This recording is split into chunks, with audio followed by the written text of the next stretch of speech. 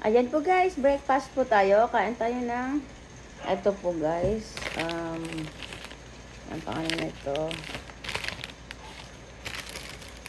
Ayan po guys, hindi ko alam kung ano pangalan nito. Cheese, sa ibabaw, ayan. Ensamada pala, ensamada guys, ayan. Tapos meron tayong ginawang juice kagabi. Ito ang ano natin guys, nilagyan po natin ng lemon. Tapos orange. Ayan, wala pong, hindi ko nalagyan po ng apple po guys, ayan. Ito po ang ating breakfast po guys. Ayan, tama-tama, ito po yung nabibili sa labas, sa may parang citrus tea. Yan nandyan sa labas guys, ang sarap. Try nyo po.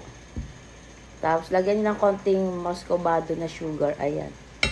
Depende na po sa inyo kung gusto nyo lagyan po guys. Tara guys, almusal po tayo.